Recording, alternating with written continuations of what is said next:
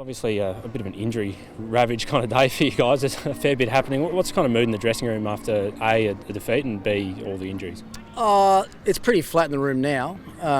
It's a pretty disappointing day all round. The injuries is one side of it, but I think just the way that we played our cricket today is probably the most disappointing thing. I mean, injuries are going to happen, but it's the last couple of days it's been sort of seems to have been following us around a little bit. But just looking at the way we started today, we're just pretty much off from the first over. Starkey going for 14 off the first over really set the tone for the rest of the day. We didn't really do much right until the middle of the batting innings when Davey sort of clicked into gear and Carey played the way that he did.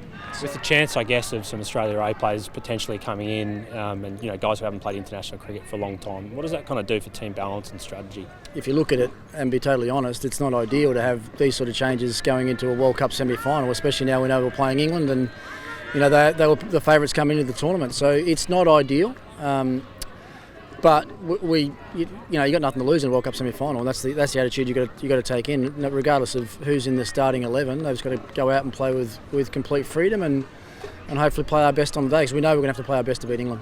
Is it hard to come in fresh? I mean, the World Cup semi-final, is it hard to do that without not having played international cricket for a long time? Obviously, Hanscom's been added to the squad. You think that he'd probably play. If it's Wade or someone like that comes into the squad as well.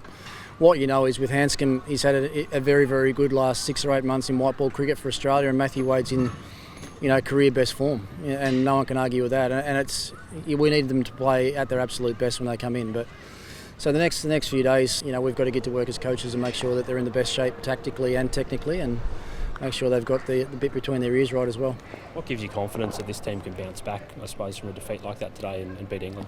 I think on the back of everything that we've done in the World Cup so far, we've beaten England already in the tournament. We've played. Well, I think it's fair to say we've probably been the standout team in the tournament to date. So a loss now, although it's not ideal going into a semi-final, it's probably not the worst thing either. It could be a little bit of a bit of a wake up and freshen up and a bit of a reset on a lot of our tactical things and execution things that might just make us a better team for the next game. Just finally, you mentioned Alex Carey there before. I mean, with potentially a couple of changes to the team for Thursday, could he go up the order? Absolutely he could, yeah.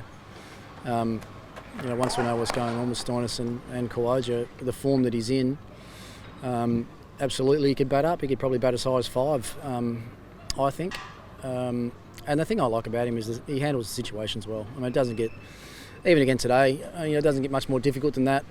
Chasing a total like we were chasing, he had to not get out early on, but still keep the scoreboard ticking over and try and be there at the end and try and finish the game off. And he did all but that for us. That innings today was outstanding. So I think we've all talked about his maturity and how he handles pressure situations. And there's no bigger one in his career than what's coming up in a World Cup semi-final.